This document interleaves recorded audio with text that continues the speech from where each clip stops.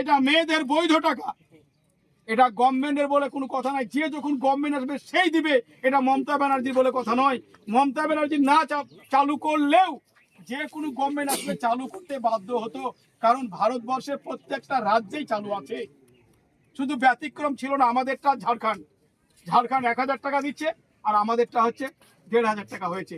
এখানে কত সুন্দর তিনার বৈষম্য দেখুন, যে কোনো একটা সম্প্রদায়কে বলছে 1700 টাকা দিবে, আর আমাদের সংখ্যালঘু ভাই বোনদের মধ্যে যারা সংখ্যালঘু ভাই বোন তাদেরকে বলেছে 1500 টাকা। তিনি মানবিক মুখ্যমন্ত্রী, এগুলোই তার প্রমাণ।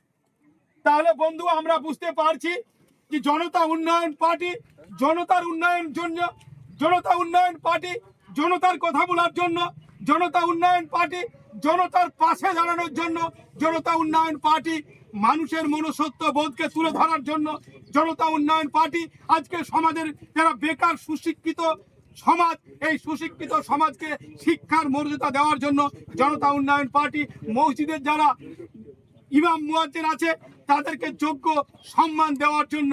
আমি আবারও বলবো, মাহে রমজান পবিত্র মাস, আর এই মাসে আপনারা দেখবেন যে একটু আমাদের শেষের দিকে মাথা গরম হয়ে যায়।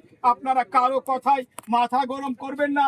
আজকে আপনাদেরকে দেখবে সামাজিক মাধ্যমে, সোশ্যাল মিডিয়ায় গিয়ে হয়তো আপনাদেরকে বেছে বেছে নক করে বলবে যে তোর বাবার ঘরে নাম ছিল কেটে দিব, তোর শিল্পী ভাতা ছিল কেটে দিব, তোর বেকার ভাতা ছিল কেটে দিব, তোর বাবার একটা বার্ধক্য ভাতা চলে এসেছিল কেটে দিব।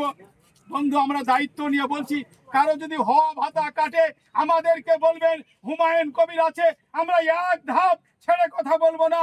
আমরা তৎক্ষণাৎ আমরা আমাদের আইনি ব্যবস্থা নিয়ে তাদের সেই ভাতা আমরা আদায় করে দিয়ে ছাড়বো। কারণ আমরা ভারতবাসী, আমরা ভারতের নাগরিক, আমরা এই ভারতবর্ষে জন্মগ্রহণ করেছি, আমাদেরও স্বাধীনতা আছে। এটা গণতান্ত্রিক দেশ। আমরা কোনো পার্টির কাছে, কোনো রাজনৈতিক দলের কাছে আমরা দাবানলের ধোঁয়া হয়ে থাকবো না বলে আজকে জনতা উন্নয়ন পার্টি আমরা স্থাপিত করেছি। এই স্থাপিতর মধ্য দিয়ে মানুষের বাক স্বাধীনতা আমরাই দিয়েছি। মানুষের বাক স্বাধীনতা দেওয়ার তিনি প্রয়াস করেছেন জনাব হুমায়ুন কবির সাহেব।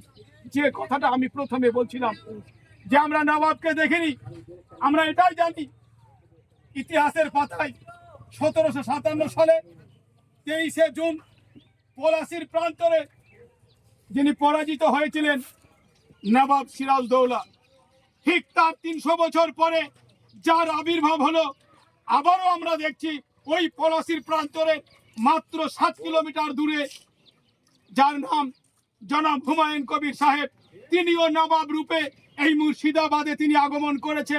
নিশ্চিতভাবে মানুষের উন্নয়ন কিভাবে করতে হয়, মানুষের কথা কিভাবে